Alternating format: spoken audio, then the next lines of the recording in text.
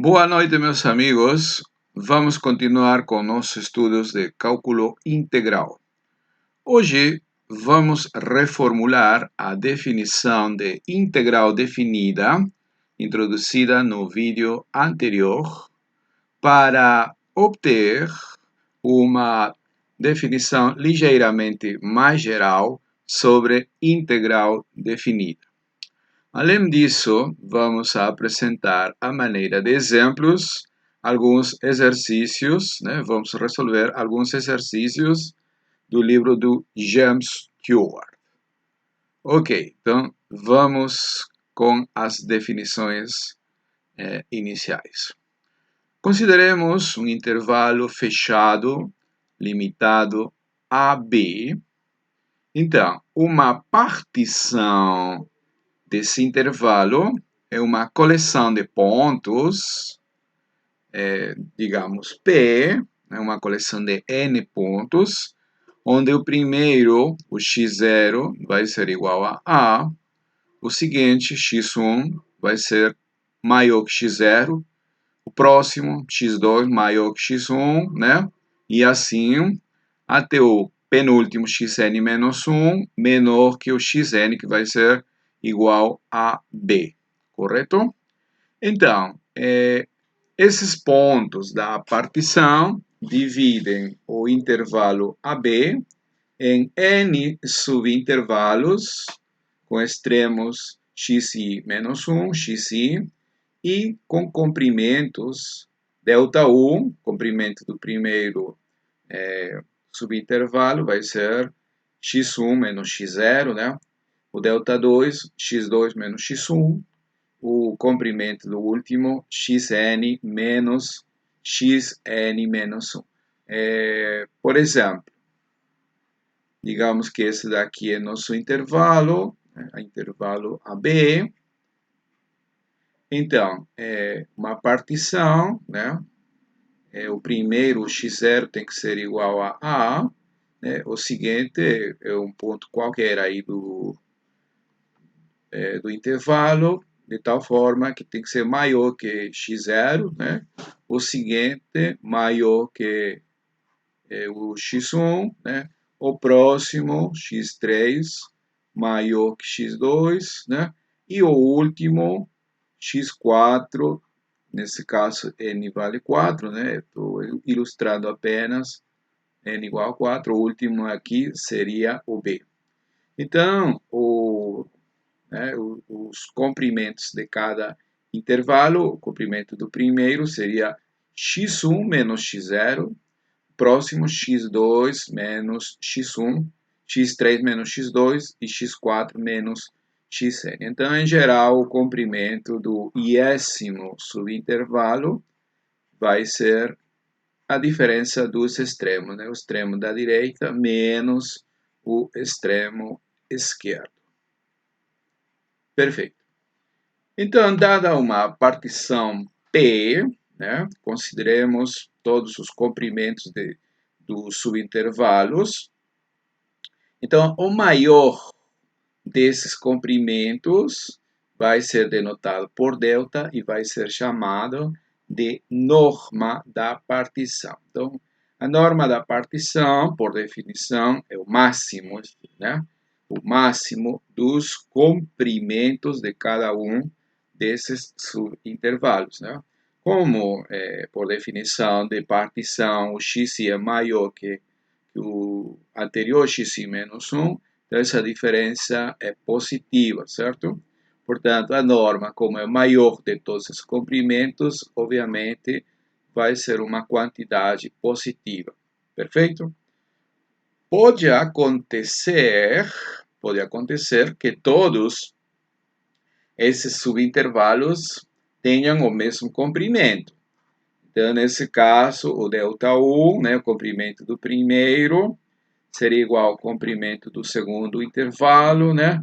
Igual ao comprimento do terceiro intervalo, igual ao comprimento do enésimo subintervalo, não é isso?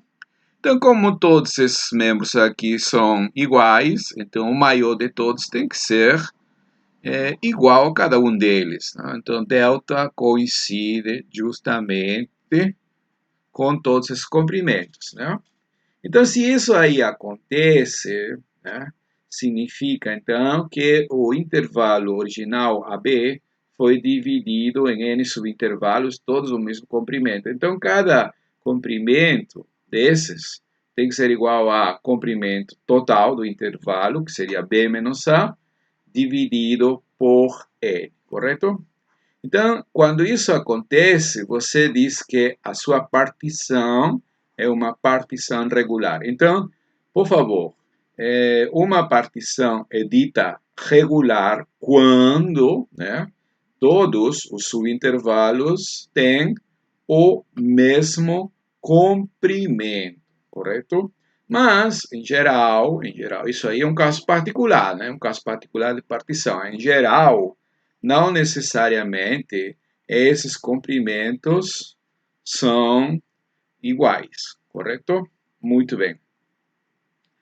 Vamos considerar agora uma função f definida sobre o intervalo AB, que toma valores em R, não necessariamente positivos, ou seja, pode tomar alguns valores negativos, inclusive, né?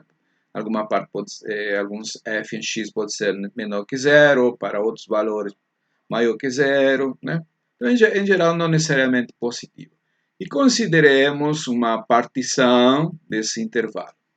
Perfeito. Então, como já sabemos, o intervalo AB fica dividido em subintervalos xi menos 1, xi. Em cada subintervalo, você vai escolher, né, um ponto xi estrela. Então, digamos que esse daqui representa nosso iésimo subintervalo. Então, nesse iésimo subintervalo, você toma um ponto dentro dele, né? O x, e denota com xi estrela. Esse xi estrela pode ser escolhido como extremo esquerdo, pode ser escolhido como ponto meio, pode ser escolhido como a meia geométrica, pode ser escolhido como xi, qualquer ponto do interior, inclusive, certo? Perfeito. Uma vez escolhido esse ponto xi, certo? Você muitas vezes denota a partição mais aquela escolha como ou dessa forma, P estrela, não? E alguns autores chamam a esse tipo de partições de partição pontilhada. Partição pontilhada. Certo? O que significa isso? É uma partição onde você escolheu em cada subintervalos um ponto x e estrela. Justamente essa estrelinha aqui está denotando o fato de que você já fez uma escolha. Então, trata-se de uma partição pontilhada. Perfeito. Por exemplo, aqui, né, digamos que esse aqui representa nosso intervalo AB. Isso daqui seria o iésimo subintervalo. Então, o extremo xi menos 1. Este daqui seria o xi. Correto? E dentro desse intervalo, você escolheu um ponto xi estrela. Perfeito. Ok. Então, você, dada essa função f, né? Lembre-se que a gente tomou uma função f, certo? Você vai avaliar f em cada um desses pontos que você escolheu, tá? Então, você vai avaliar f em cada um desses pontos, certo? Xi estrela e vai multiplicar pelo comprimento do intervalo iésimo, do intervalo no qual ele se encontra, certo? Delta I, sabemos, comprimento do iésimo intervalo, ou seja, xi menos xi menos 1, correto? Perfeito. E você vai somar todas essas quantidades, né? Como nossa função não necessariamente é positiva, embora aqui apenas para a ilustração, o gráfico trata-se de uma função positiva, né? Mas não necessariamente esses daqui são valores positivos. Então, este daqui é um valor real a princípio, perfeito? Pois bem, esse valor real, essa soma aqui, é denotada como S de F com respeito a essa partição pontilhada, né? E algumas vezes isso daqui se chama-se de soma da rima da função F com relação, com respeito, relativamente a essa partição pontilhada, ok? Então, essa definição, né? Uma vez escolhida uma partição, mais uma escolha de x em cada subintervalos, temos a definição de soma de Riemann da função com respeito a essa partição pontilhada. Perfeito. Então, vamos à reformulação do conceito de função integrável ou de integral definida, né? Olha, dissemos que uma função f integrável, né? F é uma função definida, por favor, no intervalo AB e que toma valores em R. Então, a gente diz que essa função é integrável se o limite de todo, o limite quando que o delta tende a ser, quem é o delta? Por favor, delta é o máximo, né? O máximo dos comprimentos dos subintervalos, né? Uma vez escolhida uma partição, certo? Uma vez escolhida essa partição, né? Então, a gente tem a soma de Riemann e tomamos o limite quando a norma da partição vai para zero, certo? Isto daqui, por definição, é essa soma, tá? Então, aí podemos tomar o limite quando delta vai para zero. Então, nossa função vai ser integrável se esse limite existe, primeira coisa, existe. E além disso, é independente da partição e da escolha dos pontos. Ou seja, da partição pontilhada, certo?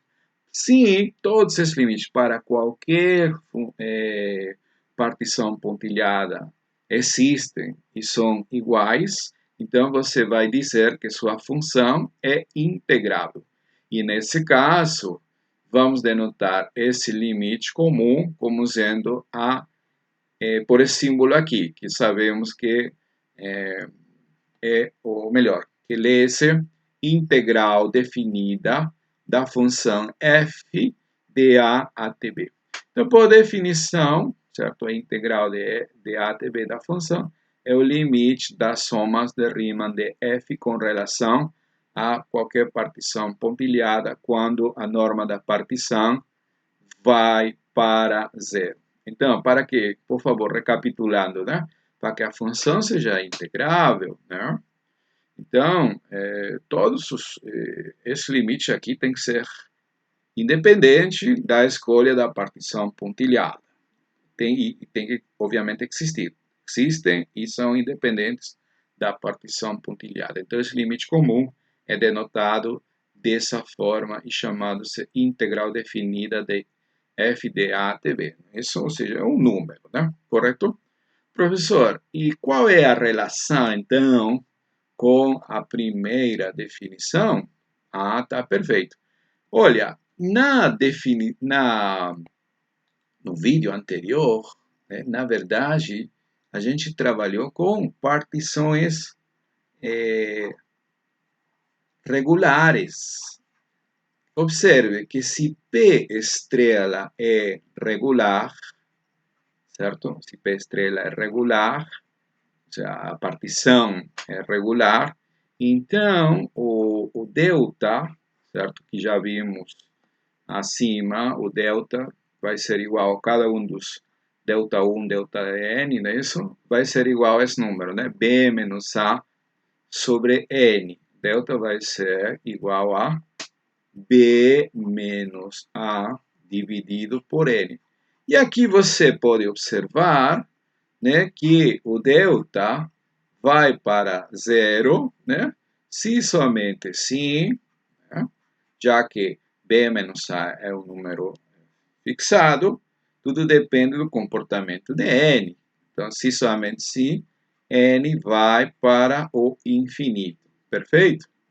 Muito bem. Então, outra coisa, é a soma de Riemann de f com respeito a essa partição regular, né? Quando isso daqui é uma partição regular, a soma de Riemann transforma-se o seguinte, né? F, x e estrela, certo? E aqui todos os delta-i's são iguais ao delta, justamente porque é uma partição regular, perfeito? Uma partição regular, né?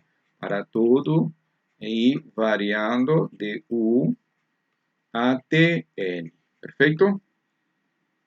Muito bem. Assim, a soma de Riemann vai ser isso daqui multiplicado por delta-i, só que delta-i é igual a delta, por delta, correto? E então, o limite, né, quando delta vai para zero, dessa soma de Riemann de f com respeito a essa partição, é a mesma coisa, né? Delta vai para zero se somente se n vai para infinito, correto? N vai para infinito. Perfeito. Muito bem. E essa é justamente a definição inicial que a gente deu para definir uma integral definida, né? Então, nesses termos aqui, é um caso particular quando a gente trabalha com partições regulares. Por isso que eu disse que essa definição nova que estamos dando aqui é uma reformulação de tal forma que permita trabalhar com partições que não necessariamente são regulares, tá? Porém, existe, na verdade, uma reformulação mais geral ainda, que usa o conceito de somas superiores, somas inferiores, né? Que você pode ver depois em um curso de análise. Como estamos em um curso inicial de cálculo, então essas definições são suficientes para nossos propósitos. Perfeito? Muito bem. E, professor, e aquele teorema de que funções contínuas, ou mais geralmente, funções que têm apenas uma quantidade finita de pontos de descontinuidade são integráveis, valem nesse contexto? Sim, valem sim, tá bom? Então, vamos anotar aqui, né? Vamos anotar aqui, teorema, né? Se f é contínua, ou tem apenas uma quantidade finita, né, de pontos de descontinuidade, certo? Então, f é integrável, tá bom? Então, f vai ser integrável. Estou trabalhando no caso contínuo porque vai ser a maioria das funções que se vão apresentar em nossos exemplos, exercícios, são justamente funções desse tipo, tá? Então, f é integrável. Perfeito. Muito bem. Ou, mais geralmente, né, quando tem uma quantidade finita de pontos de descontinuidade.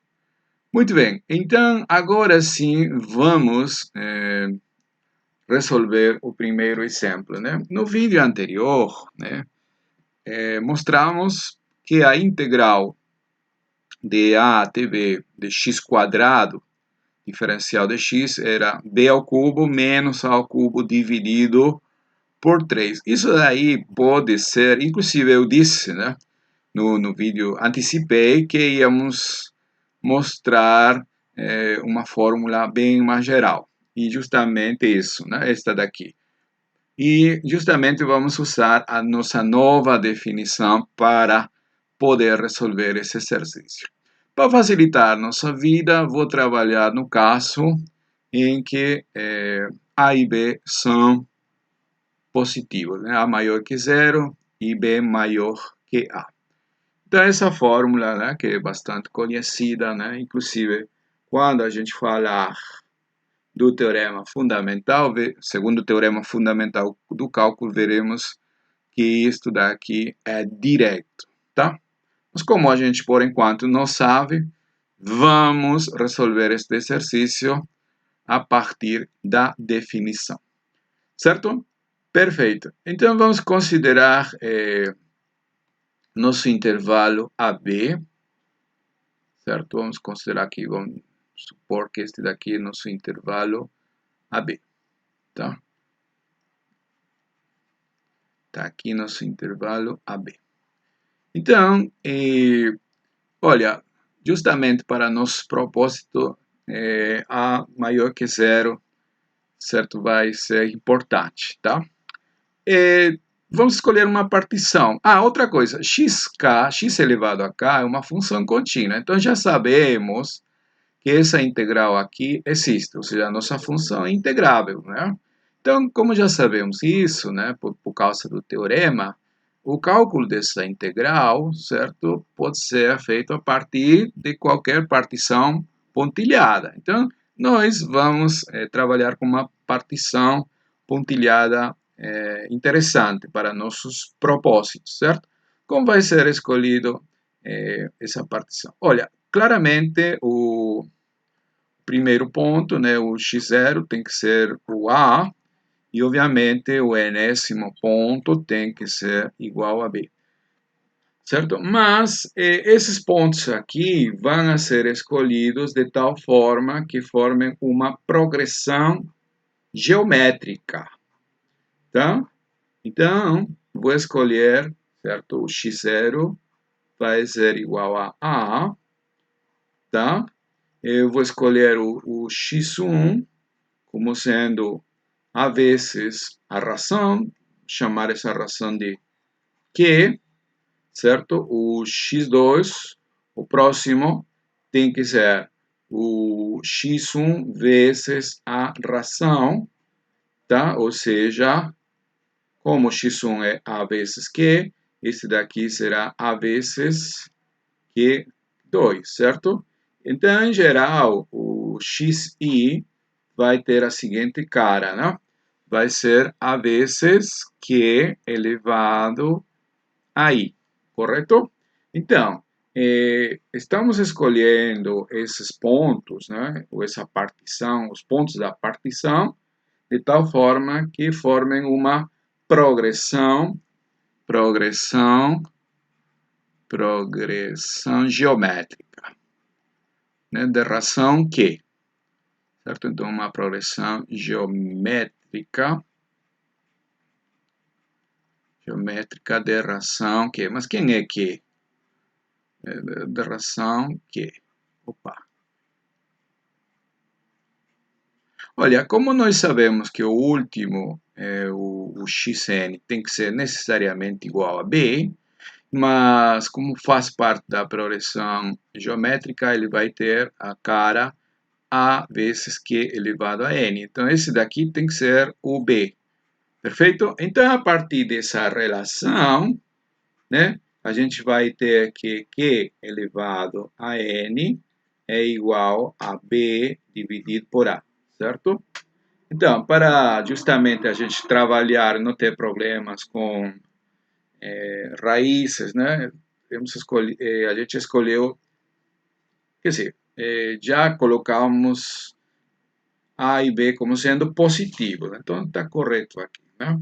Então essa razão aqui vai ser igual a raiz enésima B sobre A. Tanto A e B são dados, então dessa forma você obtém a razão. Agora você conhece a razão, perfeito?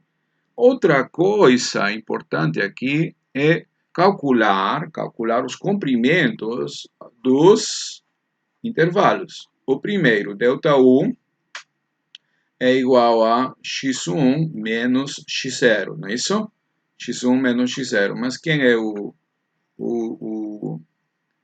x1 é AQ menos A. Então, esse daqui vai ficar A vezes Q, né, menos A.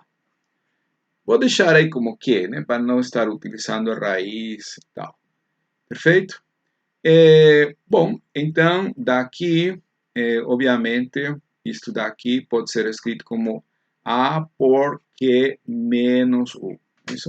Isso daí seria o comprimento do primeiro intervalo. Comprimento do segundo intervalo, ΔH2, vai ser igual a x2 menos x1. Quem é o x2? O x2 é A vezes Q2. A vezes Q2 menos x1, que é igual a A vezes Q. Correto? O que temos aqui para fatorar? Bom, aqui você pode fatorar a Q, né? E aqui vai ficar Q menos U. Q menos U. Perfeito? Muito bem. Então, aqui vamos escrever ΔH2 vai ser igual a A vezes Q por Q menos 1, né? A partir daqui, você já pode deduzir, na verdade, não é difícil intuir, que o comprimento do iésimo intervalo, né, vai ter a seguinte cara, né? Sempre aparece A e aqui, né, Q elevado a quanto? Quando é 2, é uma unidade menos. Quando é 1, seria 0, que é 0 elevado, que é 0 é 1. Então, aqui vai ser Q elevado a I menos 1, certo? Multiplicado por Q menos 1, né? Mas se você quiser, pode calcular a partir da cara, né? Nós temos que xi é A vezes QI. Xi menos 1 será A Q elevado a I menos 1. Coloque em evidência A por Q elevado a I menos 1 e você vai ter justamente esse comprimento aqui. Perfeito? Muito bem. Então vamos guardar nossas informações, né? Comprimento do iésimo intervalo, esse daqui, certo? Os extremos estão aqui e a razão é esse daqui, né? Raiz enésima de B sobre A. Perfeito. Precisamos, já temos nossa partição. Vamos pontilhar. Sim, vou escolher para facilitar a nossa vida, né? Opa, que é isso? Vamos escolher o XI. XI pode ser escolhido qualquer um dentro do intervalo XI menos 1, não é isso? XI menos 1, XI, qualquer um desses, certo? Para facilitar nossas contas, vou escolher o XI, certo? Pode ser escolhido qualquer ponto aí. Então, o XI estrela vai ser igual ao XI, que é a cara do XI, A vezes Q elevado a I. A vezes Q elevado a I. Perfeito? Muito bem. Pronto. E agora vamos formar a soma de Riemann, né? Da função f. Quem é a nossa função, por favor? Nossa função f, x é igual a x elevado a q, certo? Que entende-se, né? Que é um número natural, correto? Um inteiro positivo, né? Tá aqui, ó. Dado um inteiro positivo k, k, aliás, né? X elevado a k. Estou dizendo outra coisa. X elevado a k, onde x varia entre A e B. Não é isso? Muito bem. Então, a soma de Riemann dessa função com respeito a essa partição pontilhada, né, pela própria definição, é somar, vamos anotar aqui a definição, f em x estrela e multiplicar pelos comprimentos dos subintervalos, né? I variando de 1 até n. Perfeito. Em nosso caso, né? O x e a estrela é a, o extremo direito, a que elevado a i. E quem é a f? X elevado a k. Então vamos substituir. Vai ficar a vezes QI elevado tudo isso a k, não é isso? Multiplicado por ΔI. ΔI está aqui, ó. Então vai ficar a vezes Q elevado a I menos 1 por Q menos 1, né? E variando de 1 até N.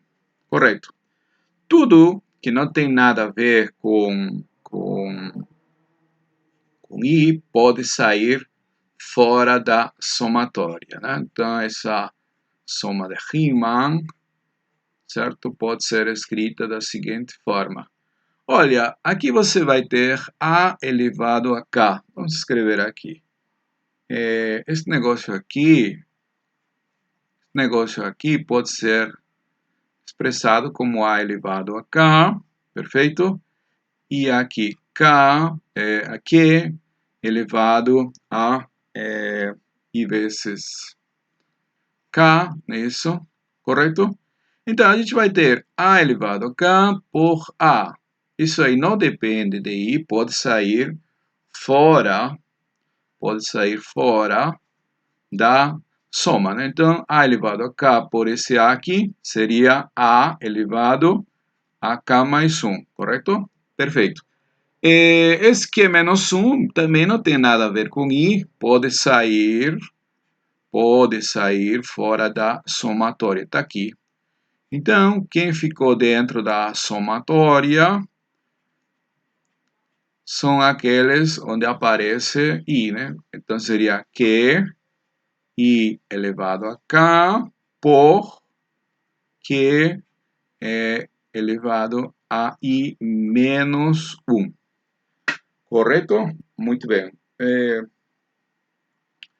Outra coisa interessante que a gente pode fazer é o seguinte, né? Esse Q elevado a I, a gente pode expressar como sendo Q elevado a I dividido por Q. Não é isso? Dividido por Q. Tá? Então, esse Q também pode sair fora. Vamos escrever aqui melhor, né? Vamos escrever, então, aqui SFP estrela, a soma da Riemann da função f, né? Vai ficar da seguinte forma. A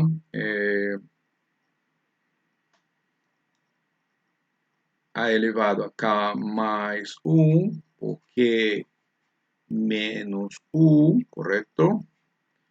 Certo? E esse q aqui, a gente pode colocar fora, né? Aqui, e então a gente vai ter a somatória de q elevado a ik mais i. Mas observe o seguinte, você vai ter por aqui, né? Vou fazer um rascunho aqui. Você vai ter o seguinte, né? Q elevado a ik por Q elevado a i. Né? E isso aí é quanto?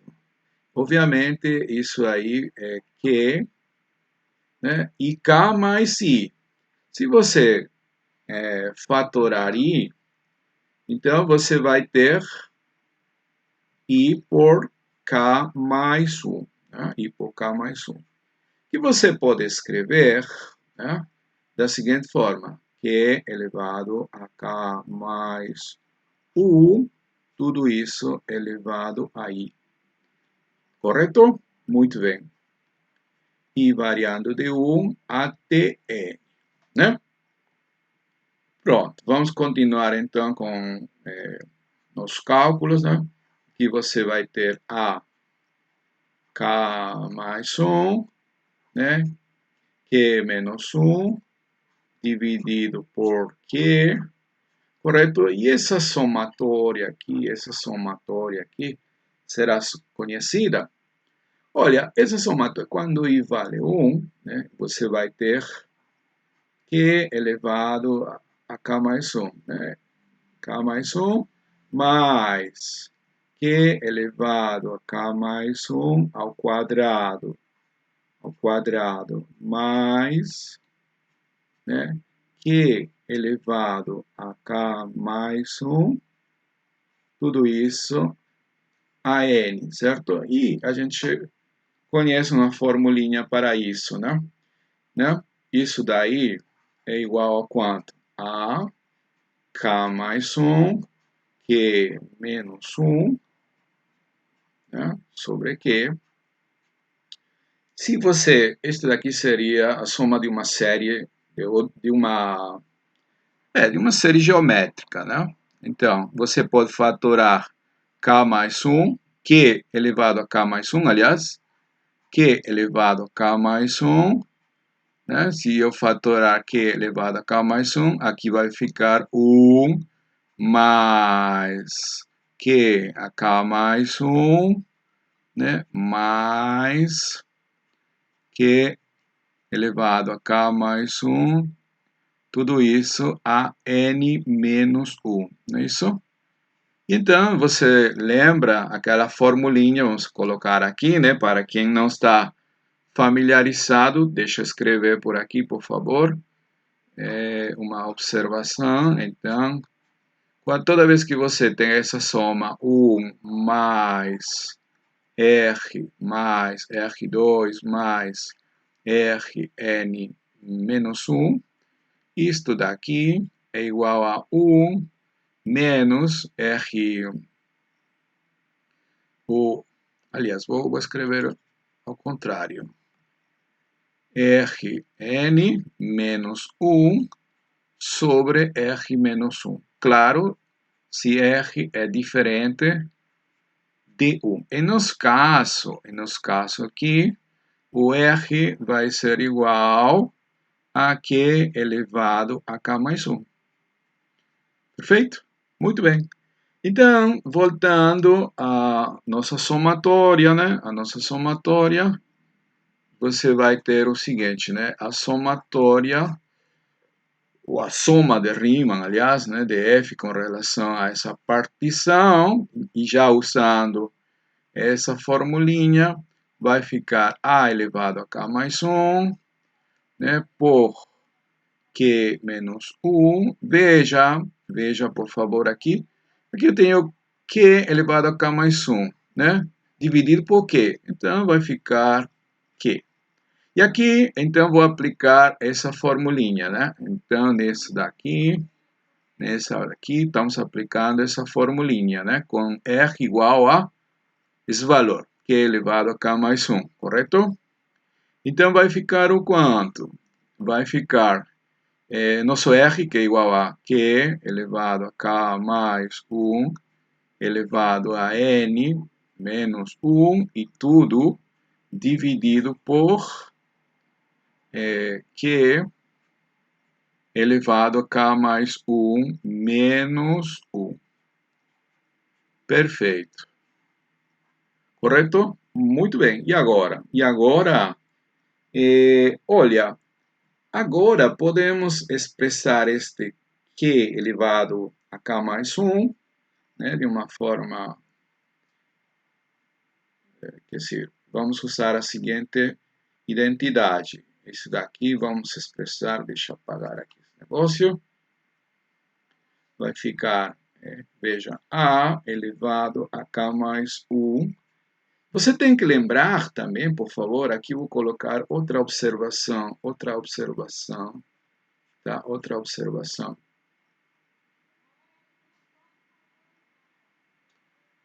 Aliás, veja bem, se eu usar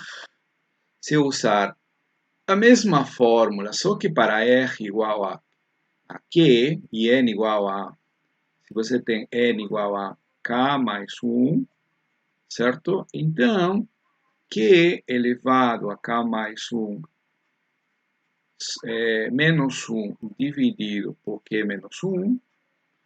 Segundo essa fórmula aqui, né?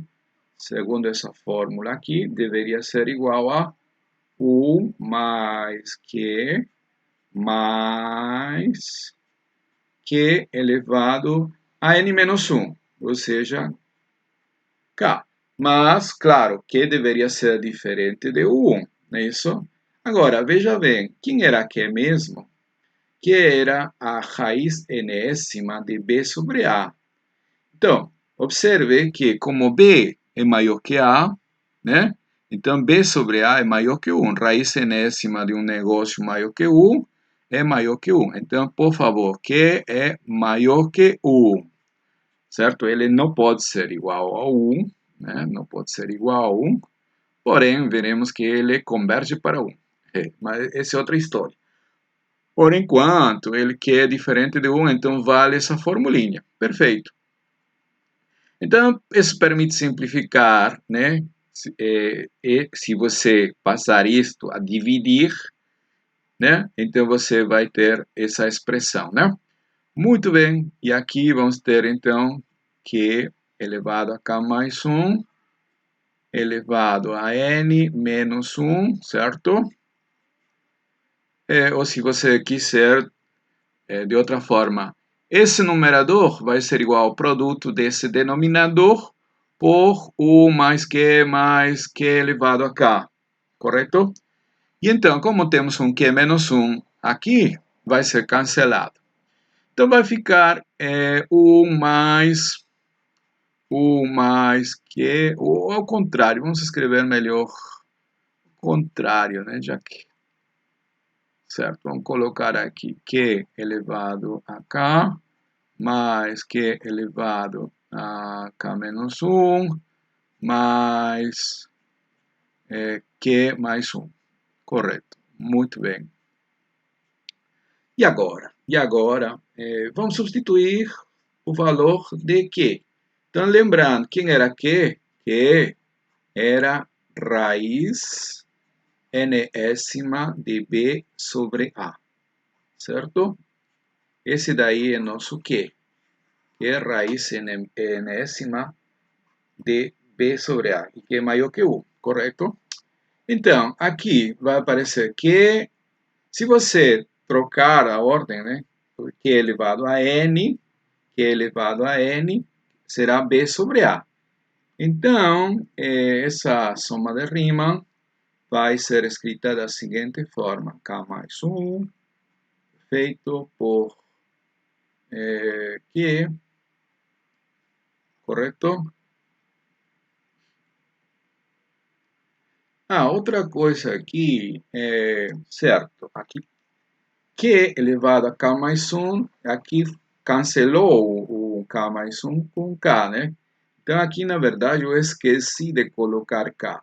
Aqui eu esqueci, por favor, desculpem aí, certo? Era K mais 1 menos 1, então fica K, tá? Estava achando estranho esse Q sozinho aí. Perfeito. Pronto, então temos isso daí.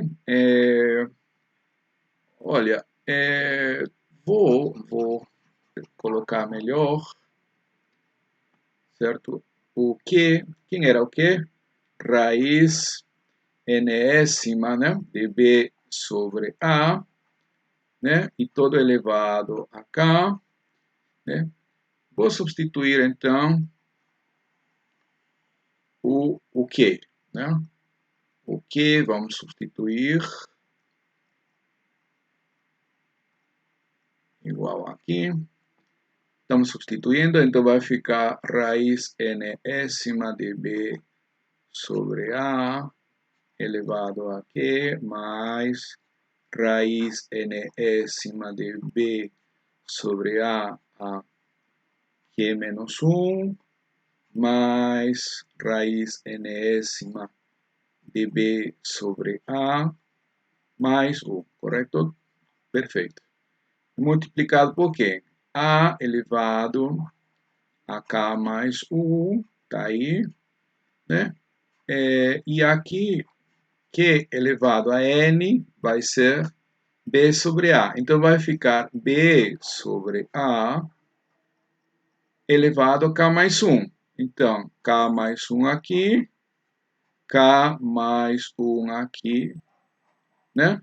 Opa, melhor vamos escrever, ficar mais claro aqui. A elevado a K mais 1, tudo isso menos 1, correto? Perfeito. Muito bem. E então, se esse cara passa a multiplicar ao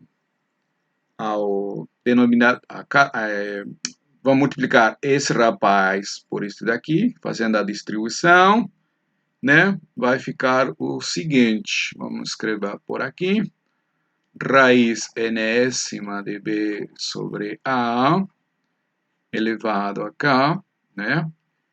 Esse daqui vai matar o denominador, então vai ficar B elevado a K mais 1, menos A elevado a K mais 1 por 1. A elevado a K mais 1, né?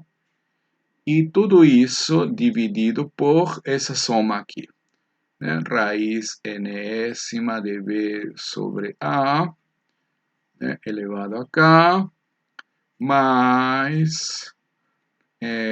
né, mais raiz enésima de B sobre A mais 1. Correto? Muito bem. Agora, note o seguinte, né? A norma da partição, quer dizer, a norma da partição vai ser o maior de todos esses comprimentos, certo? Do ΔI. Agora, essa norma aí vai para zero, a norma vai para zero, se somente sim, o n vai para infinito, tá? Que você pode observar o seguinte, como ΔI, né, é igual ao quê? ΔI, né, melhor, vamos colocar aqui. Note que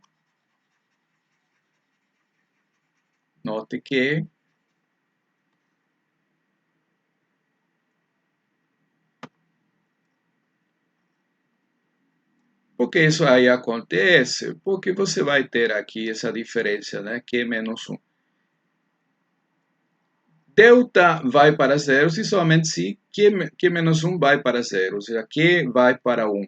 Sendo que Q igual a raiz enésima de B sobre A, então, quando n vai para infinito, a gente tem que lembrar aqui, vamos colocar como observação, é que quando n vai para infinito, raiz enésima de qualquer número real R positivo, né? Se R é positivo, na verdade, se R é positivo, então o limite da raiz enésima daqui é igual a 1. Então, é particular, esse daqui, de B sobre A, vai para 1. Então, esse vai para 1, quantos vou ter aqui? Né? Vou ter quantos? Vou ter K mais 1, ó, que começa em 0, 1 até K. Então, vou ter K mais 1. Então, tomando o limite quando n vai para infinito e, portanto, delta vai para 0, a gente obtém a integral, certo? Então, tomando limite quando n vai para infinito, né? Quando n vai para infinito, a gente vai ter que a integral de a até b da função x elevado a k delta de x, né? Vai ser igual ao quê? Esse limite vai para 1. 1. Esse k é fixado. Então, aí a gente está utilizando que é o limite de um produto, é o produto do limite. Então, será 1 por 1 cabeças. Então, vai ficar 1. 1 por, essa outra diferença também é constante, v elevado a k mais 1 menos a elevado a k mais 1, certo? E todos os caras que estão no denominador vão para 1, né? Vão para 1, certo? Esse daqui vai para 1, esse aqui vai para 1. Quantos eu vou ter? Vou ter k mais 1. Justamente aqui é k mais 1, certo? E, portanto, esse valor vai ser v elevado a k mais 1 menos a elevado a k mais 1 dividido por k mais 1, tá bom? Então, por favor, o que estamos aplicando aqui é o fato de que qualquer que seja o R positivo, né? Essa raiz enésima de R vai para 1. Então, nesse caso, você está tomando R como sendo B sobre A. Correto? Então, raiz enésima de B sobre A vai para 1, porque esse daqui é um número positivo, né? Na verdade, um número maior que 1. Mas, independente disso, sempre vale esse limite aqui, né? Perfeito. Então, isso aí demonstra que a integral de a até b de x elevado a k é igual a esse valor. Interessante. Muito bem. Vamos com o nosso segundo exemplo. Né? Encontre a integral, né? Queremos achar essa integral aqui, ó, de x elevado, talvez não está muito claro, a integral de 1 até 2 da função x elevado a menos 2. Certo? Ok, faz sentido, né? Porque estamos trabalhando no intervalo 1, 2, né? 1, 2. E aí a função x elevado a menos 2 é uma função positiva, né? Não se anula, certo? Ou seja, que se x não se anula, então faz sentido. Essa função está bem definida e é contínua.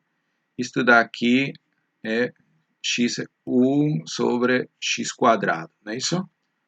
Ok, ela é contínua nesse intervalo, tá? Isso é importante. Portanto, já sabemos que a integral existe. Muito bem. Vamos calcular essa integral. Como? Aqui temos uma dica importante, né? Uma dica que o livro oferece, né? Escolha xi estrela como a meia geométrica de xi menos 1 e xi. Ou seja, xi estrela vai ser igual à raiz quadrada do produto desses extremos, certo? Faz sentido porque vamos trabalhar em intervalo positivo, né? E depois use a identidade 1 sobre m por m mais 1, que pode ser expressado como 1 sobre m menos 1 sobre m mais 1. Perfeito. Então, vamos seguir a dica, né? Que tal trabalhar com uma partição regular, tá? Então, vamos trabalhar com uma partição regular, né? Tome, então, uma partição regular P, uma partição regular desse intervalo, né? Lembrando que partição regular significa que todos os comprimentos dos subintervalos são iguais, né? A partição regular do intervalo AB, né? A gente pode tomar qualquer partição agora, porque já sabemos que a função é integrável, já que ela é contínua. Então, essa integral vai ser igual ao limite da partição que você tomar. Certo? Então, o delta vai ser igual ao comprimento desse intervalo, que seria 2 menos 1 sobre n, ou seja, 1 dividido por n, né? Correto. E quem seria o x 0, o x0 vai ser igual a 1, né? O x1 seria igual a quem? x1 vai ser o x0 mais o delta, né? 1 sobre n, né? O x2 vai ser igual a o x1 mais delta, que é 1 sobre n. Sendo que x1 é 1 mais 1 sobre n, vai ficar 1 mais 2 sobre n, não é isso? Então, o último xn, obviamente, tem que ser o extremo direito, 2, né? Então, de maneira geral, por favor, o xi vai ser igual a 1 mais i sobre n, certo? Esse é o xi. Então, o xi menos 1, né, 1 antes, tem que ser 1 mais i menos 1 dividido por n, perfeito? Então, tome o xi estrela, certo? Escolha o xi estrela. Segunda dica. Então, segunda dica tem que ser a meia geométrica desses extremos, ou seja, a raiz quadrada do produto de xi por xi menos 1. Professor, mas isso aí não está complicando? Na verdade, não está complicado. Olha, você está com medo porque aparece a raiz aqui, só que lembre-se que a gente tem que aplicar f nesse x estrela, onde aparece um quadrado, certo? Então vamos ver aqui, ó. Então, f em x estrela, certo? Em f x estrela vai ser igual a quanto? Vai ser igual a 1 sobre x estrela ao quadrado, né? Pela definição da função f. Correto? Muito bem. E isso daqui vai ficar 1 sobre esse produto. Agora você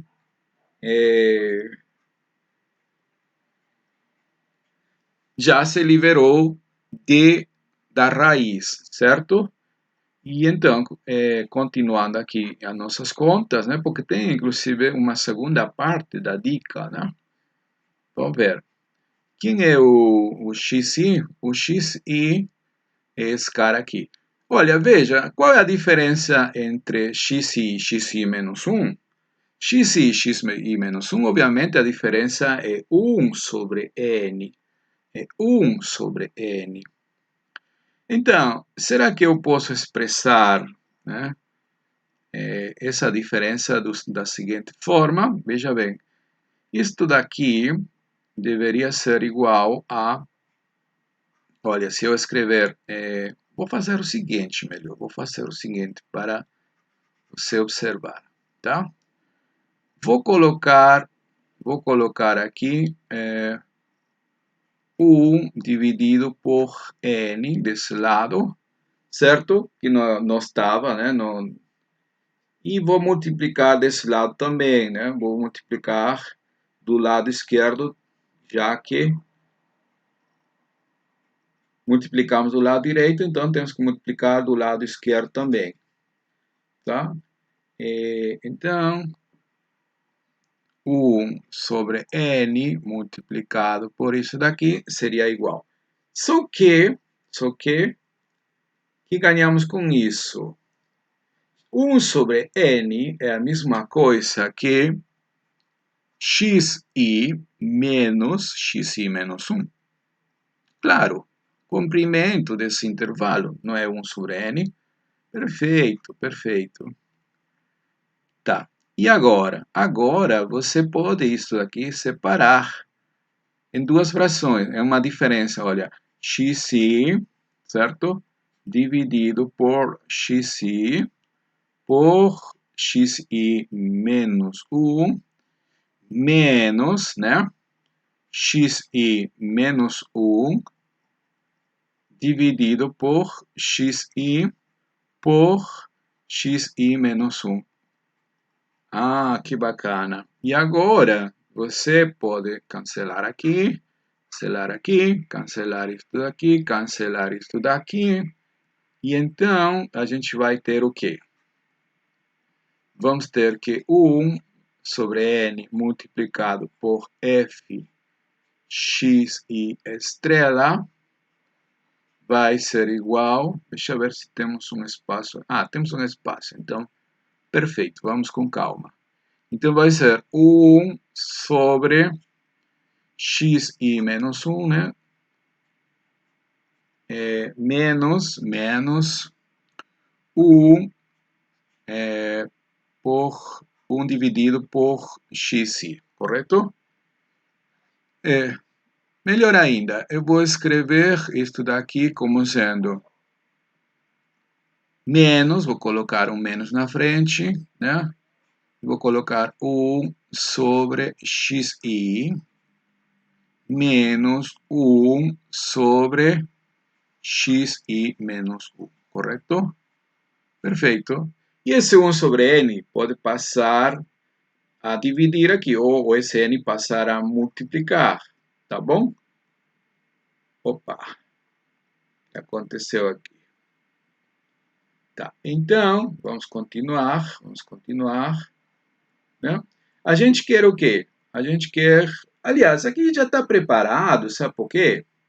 Sabe por quê? Porque nós queremos a soma de Riemann, né? Então, a soma de Riemann de f com relação a essa partição, certo? Pontilhada, né? Lembra-se que já foi feita a escolha desse x e estrela, por definição essa soma dos f x e estrela vezes o delta. Mas quem era o delta? 1 sobre n. Por quê? Porque é uma partição regular.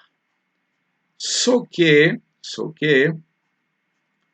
isto aqui, né? Isto aqui tem essa cara, né? Então, será menos, esse menos pode sair fora da somatória, 1 dividido por xi menos 1 dividido por xi menos 1 dividido por xi menos 1. Né? E variando de 1 até n, correto? E aqui, essa soma aqui é fácil de calcular, né? Pode aplicar-se à propriedade telescópica, né? Ou se você não conhece disso, simplesmente abra aqui as contas, né? Se você abrir essas contas, né? Vai ficar o quê? Vamos abrir aqui, né? Vamos abrir, né? Esse daqui, a soma só vai ficar, quando i vale 1, você vai ter 1 sobre x1, né? Estou abrindo a somatória nada mais, certo? Quando i vale 1, né? 1 menos x0.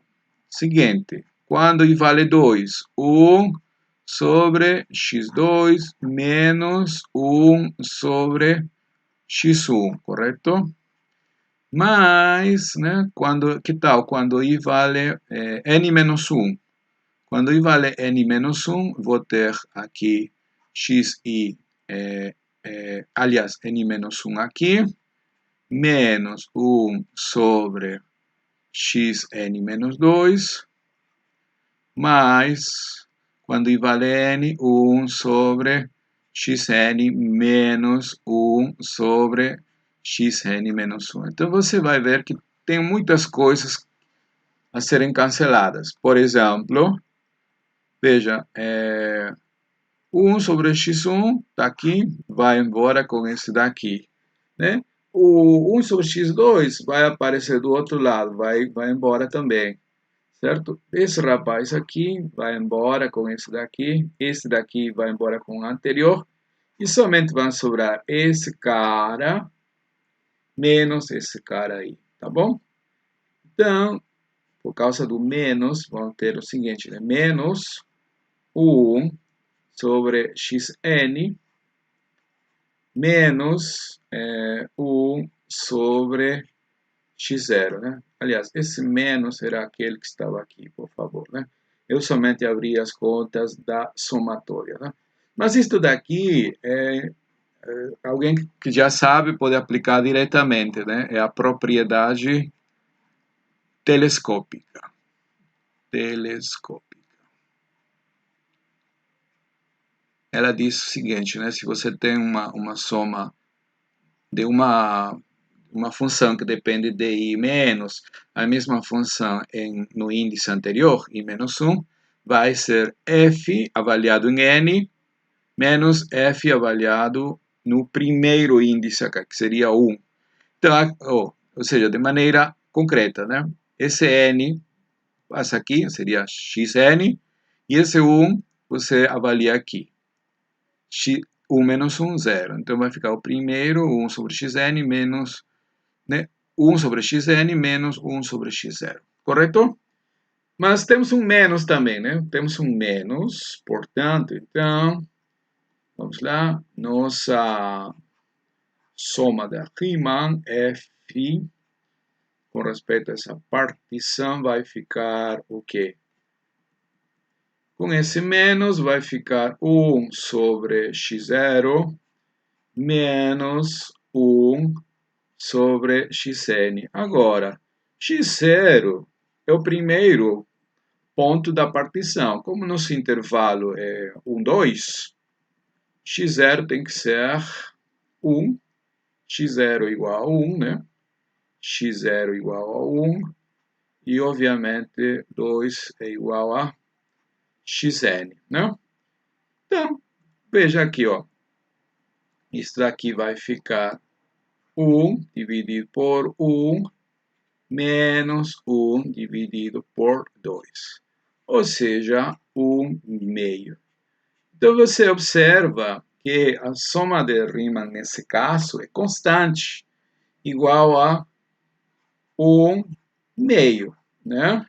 Agora, por definição, a integral de 1 até 2 da função 1 sobre x2, ou a mesma coisa, x elevado a menos 2, vai ser, como estamos, nesse caso, pode ser o limite de qualquer soma de Riemann referente a uma partição. Com esse caso, eu estou trabalhando com partições regulares, então será o limite quando n vai para infinito,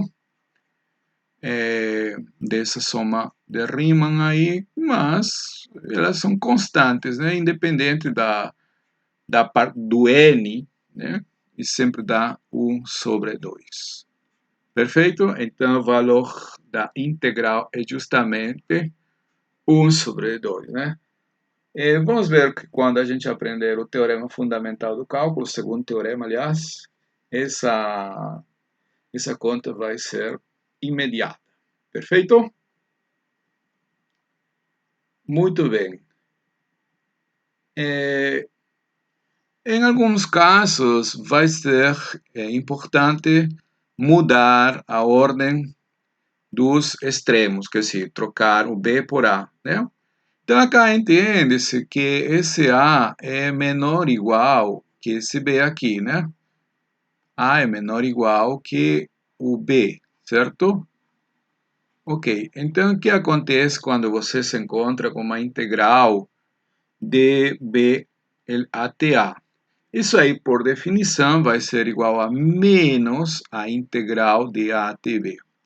Por exemplo, qual vai ser a integral de 1 a 0 de x2? Vai ser, por definição, menos a integral de 0 até 1 de x2, correto?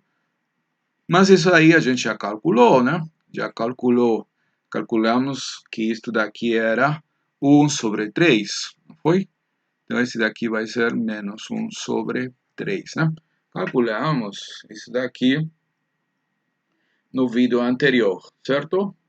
Então, veja bem, quando A igual a B, nessa situação aqui, certo? Se você mudar de A até A, né? Digamos, eu estou indo de A até A. Então, se eu mudar a ordem, vai ser menos a integral de A até A. Não é isso? Porque quando mudo, aparece menos. Só que aqui, né, como são dá a mesma coisa, ou seja, esse número igual a menos esse número.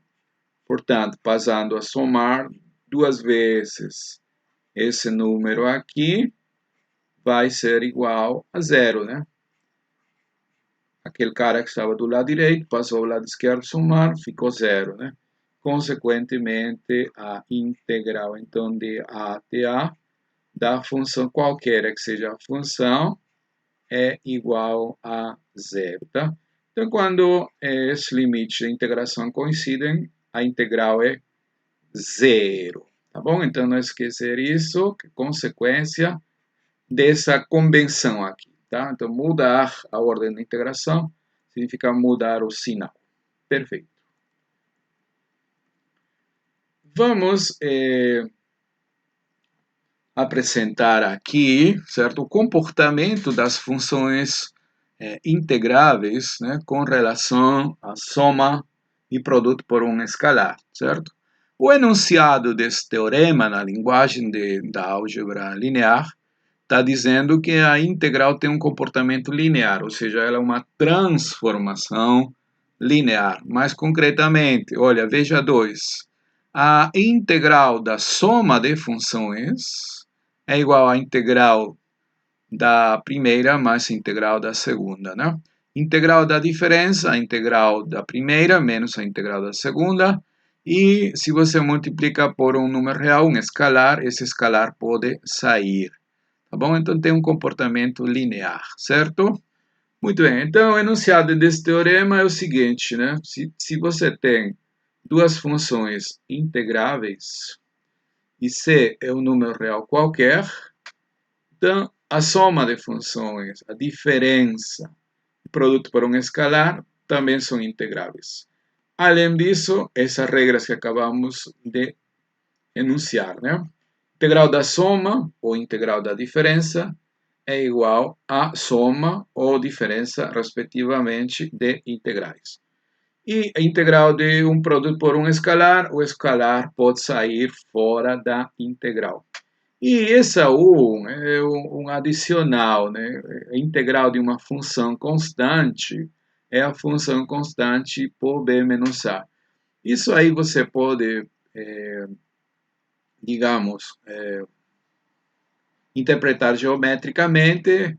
Se C é positivo, por exemplo, né? Suponha que C é positivo, né? Y igual a C, correto? Então, você está integrando de A até B. De A até B, né? Vamos supor acá, então, que esse C é positivo, né? Então, se esse C for positivo, sabemos como essa função vai ser positiva, a integral vai representar a área dessa região. E qual é a área dessa região? Como trata-se de um retângulo, vai ser o comprimento da base, que seria B menos A, pela altura. Não é isso? Essa área aqui, B menos A. Se isso é negativo, então estaria baixo o eixo X, então seria menos a área, né? Em qualquer caso, sempre vale essa fórmula, tá? Integral de A até B de uma constante é a constante multiplicada por B menos A, ou seja, o comprimento do intervalo, né? Ok, então vamos calcular um exemplo elementar aqui, né? Onde a gente pode aplicar essas regrinhas que acabamos de ver. Então, eu quero calcular a integral dessa soma de funções. A primeira é uma constante e a segunda é o produto, é uma função contínua. Portanto, trata-se de uma função integrável. Então, a soma é integrável. E, além do mais, eu posso separar em duas integrais. A integral de 0 até 1 da função constante 4, diferencial de x, diferencial de x mais, né, integral de 0 até 1 de 3x2, diferencial de x, não é isso? Na primeira, eu posso usar, né, a primeira regra, né, que diz que integral de uma constante é a constante multiplicada pelo comprimento do intervalo. Então, vai ser 4 vezes 1 menos 0, correto? Na segunda, né, o 3 pode sair, 3, certo? E vai ficar integral de 0 até 1 de x2. Não é isso? Perfeito. E aqui vai ficar o quanto? 4 mais 3. E essa integral aqui a gente já calculou, né? No primeiro vídeo calculamos e vale 1 dividido por 3, certo? Então, o resultado vai ser 4 mais 1, 5, correto? Muito bem. Sim, outra coisa que usamos no vídeo anterior, né? Se vocês revisam aí, vocês vão ver que em uma parte, né, a gente teve que separar em duas integrais, certo? Então, o que acontece? Se você tem seu intervalo AB, né, tem um intervalo AB, e C é qualquer ponto de seu intervalo, né, digamos que inclusive mais, né? Eu vou pensar na função assim, certo? Definida sobre o intervalo AB, correto? Intervalo AB. Essa função aqui estou considerando apenas por ilustração como sendo, tomando valores positivos, mas ela pode tomar valores negativos. Pode ser uma função contínua, por exemplo, né? Função integral. Então, se você tomar um ponto qualquer, né, a integral de A até B se transforma na integral, né, na integral de A até C mais a integral de C até B. Por exemplo, se essa função aqui fosse uma função positiva, então essa integral representaria uma área. E que está dizendo isso daqui?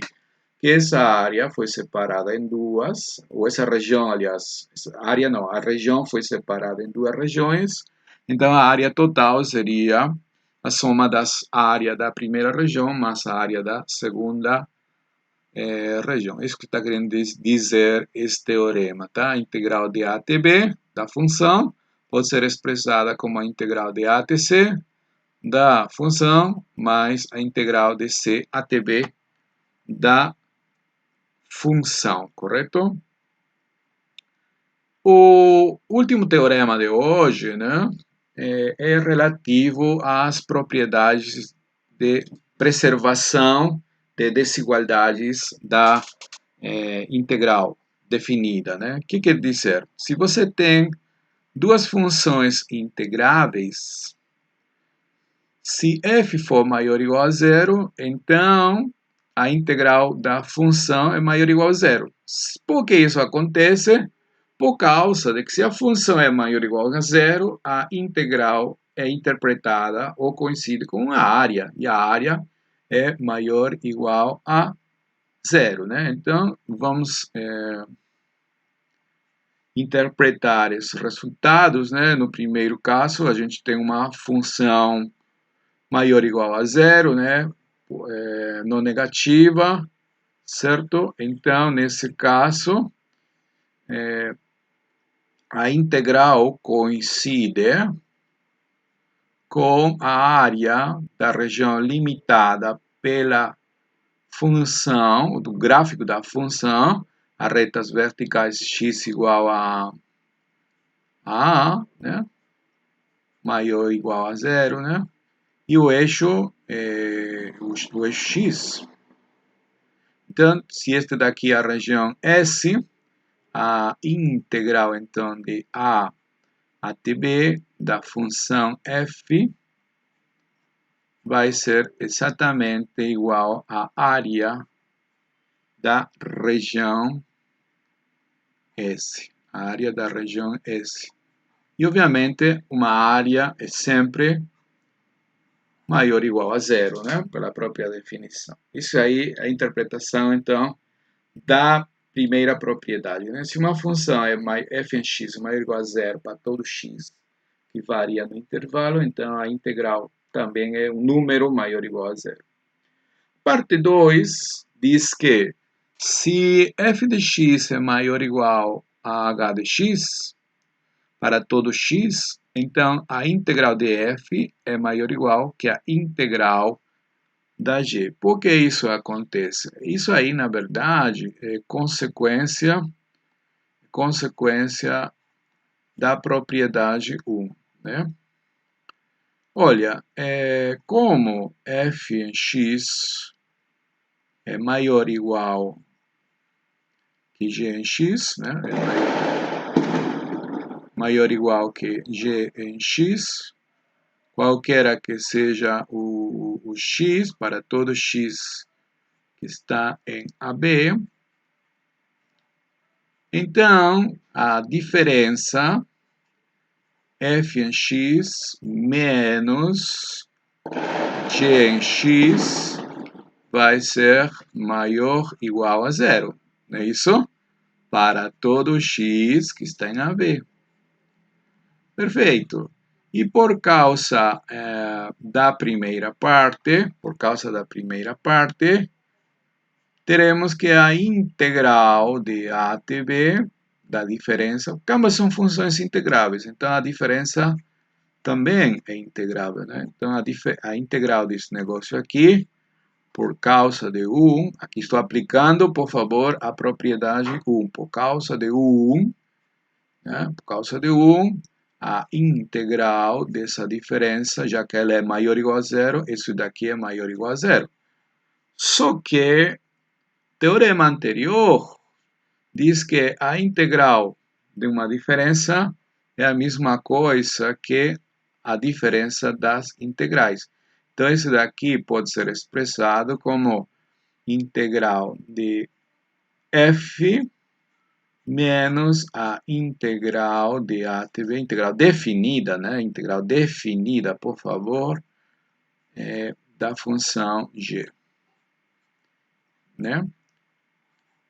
Isso aí é maior ou igual a zero. Então, passando para o lado direito, você obtém o desejado, né? Integral de a até b de f de x dx maior ou igual que a integral de a até b da função g. Perfeito? Então, isso aí seria a segunda propriedade. E a terceira, olha, se sua função está limitada por dois valores, fica entre m minúsculo e m maiúsculo, né, para todo x que tem a ver, então você vai ter essa desigualdade. M minúsculo multiplicado por b menos a, menor ou igual que a integral da função, menor ou igual que m maiúsculo por b menos a. Certo? E por que isso aí é verdade? Isso daí também é simples de observar por causa do seguinte, né? Então, se nossa função fica entre dois valores constantes, que nós estamos chamando de m minúsculo e m maiúsculo, né? Qualquer que seja o x que está em AB, né? Já que as funções constantes são integráveis, você pode ver como função esse daqui. Você pode ver como função. Então, aplicando 2, né, pela propriedade 2, a propriedade 2 diz que a integrar, então, preserva as desigualdades. Integral de a até b, de m diferencial de x, vai ser menor ou igual que a integral de a até b da função f, né? E vai ser menor ou igual que a integral da outra função, né? Da função constante que limita superiormente, né? Isso só que integral de uma constante, isto daqui, é igual a m vezes comprimento do intervalo, m por b menos a. E isto daqui será m maiúsculo por b menos a. Portanto, então, a nossa integral fica entre esses dois valores aí. Tá bom? Perfeito. Então, no seguinte exemplo, né, para finalizar nossa aula, vamos ver como a gente pode aplicar esse resultado que acabamos de provar, certo? Vamos lá. Use as propriedades das integrais para verificar as seguintes desigualdades, né? Integral do cosseno de x entre π sobre 6 e π quartos fica entre esses dois valores aqui. Perfeito, vamos lá. Olha, a gente tem que analisar primeiro analisar a função cosseno, né? A função cosseno, certo? A função cosseno, bom, ela vai variar muito, né? Mas eu vou trabalhar nesse intervalo, né? Entre π sobre 6 e π sobre 4. Então estou trabalhando no primeiro quadrante, né? Isso, a função cosseno, certo? É isso daqui. Primeiro quadrante entre 0, π sobre 2. Mas a gente está interessado não em todo esse intervalo, apenas uma parte, né? π sobre 4 e π sobre 6. Aliás, π sobre 6 tem que estar aqui, que é menor, né? π sobre 6, π sobre 4 por aqui. Bom, deveria estar no meio, né? Mas tudo bem, tá. Então, veja, a função cosseno, ela é decrescente. O próprio gráfico está mostrando isso daí, né? Y igual a cosseno de x é uma função estritamente decrescente, né? Decrescente, correto? Então, em particular, significa que o cosseno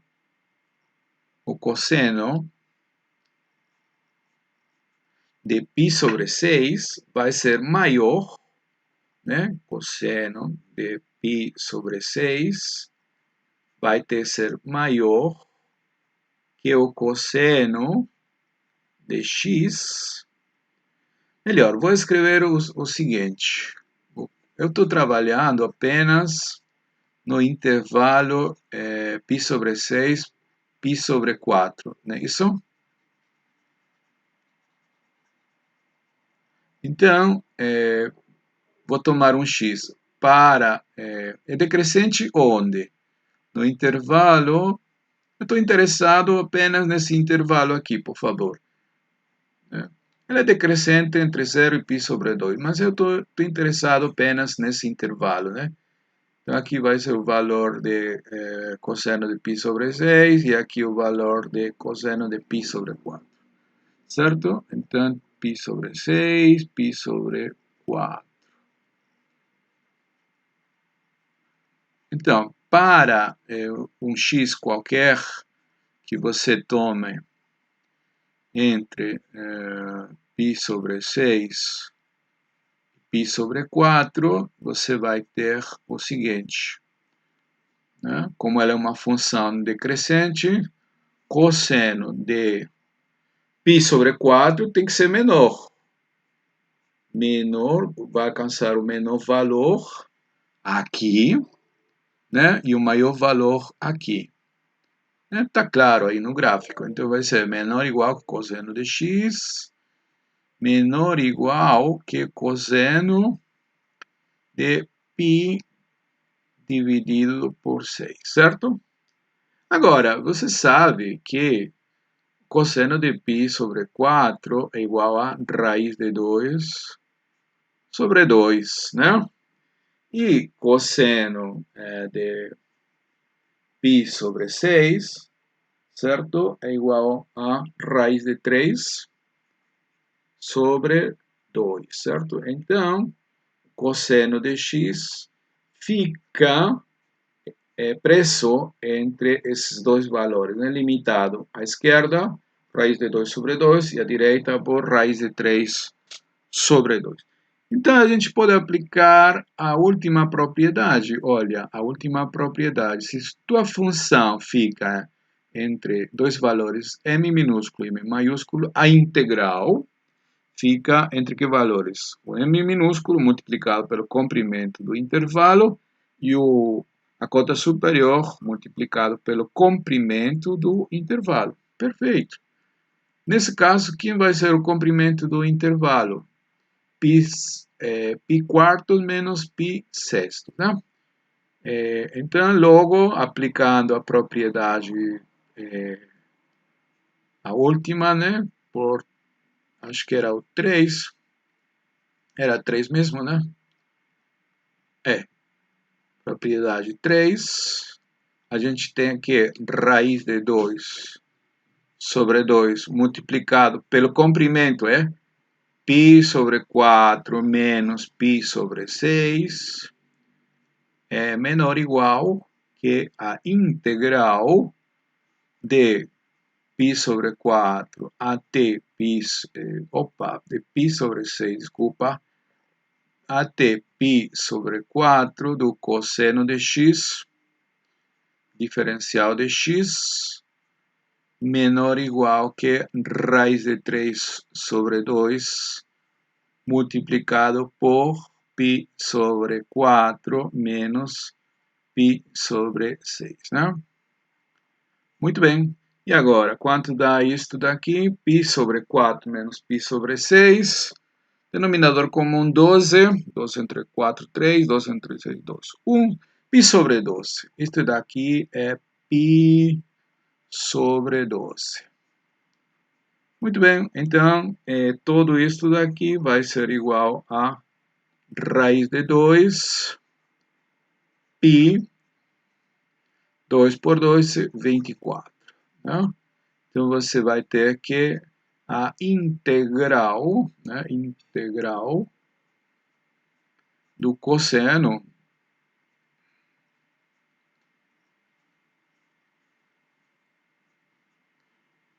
é maior ou igual que raiz de 2 π sobre 24, né? E isto daqui é π sobre 12, certo? E finalmente o valor, ou a cota superior vai ser raiz de 3 π sobre 24, né?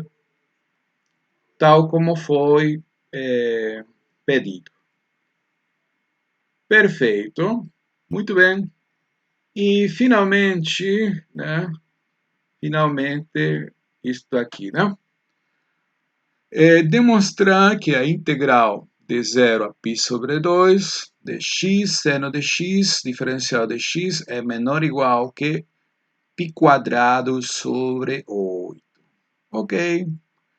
Então, para solucionar isto, a gente nota que estamos trabalhando em que intervalo? Intervalo entre 0 e π sobre 2. Então, para x entre 0 e π sobre 2, né, você observa que o x vezes multiplicado por seno, aliás, o seno é menor ou igual que 1, né? Seno é maior ou igual que 1.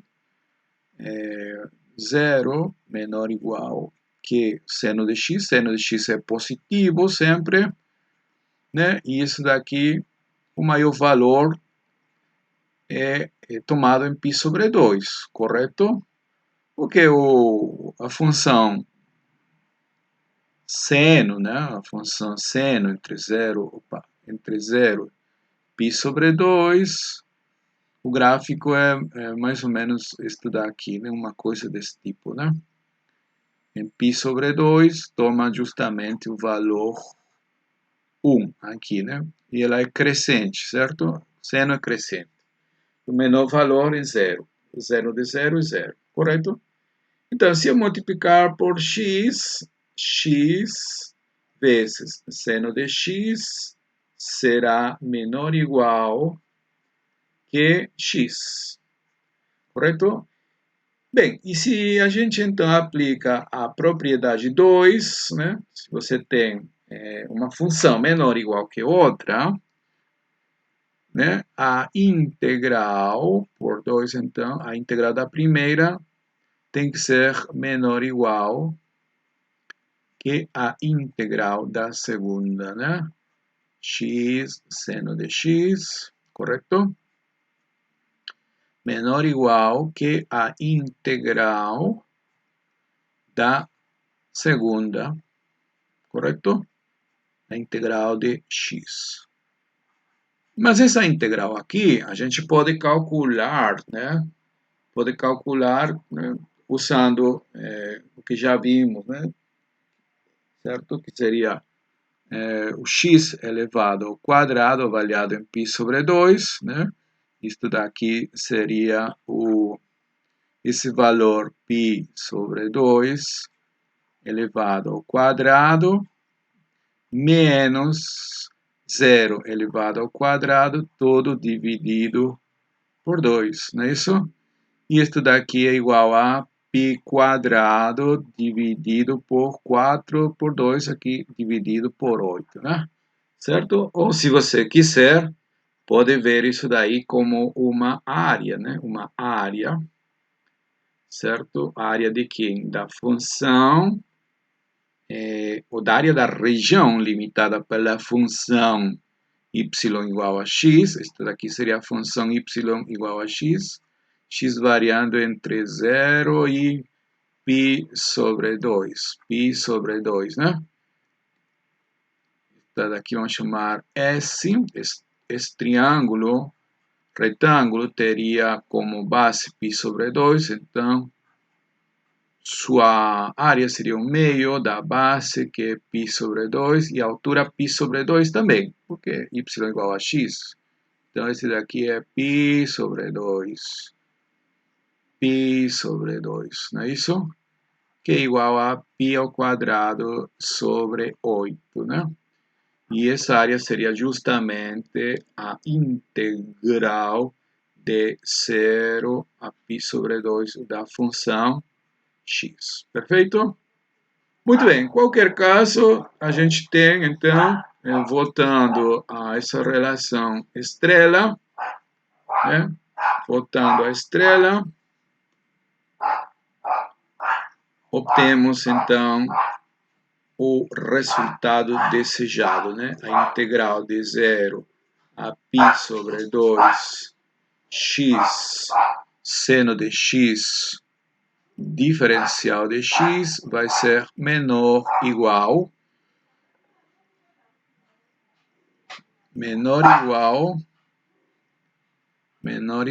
que a integral do lado direito de x, que acabamos de calcular, que é igual a π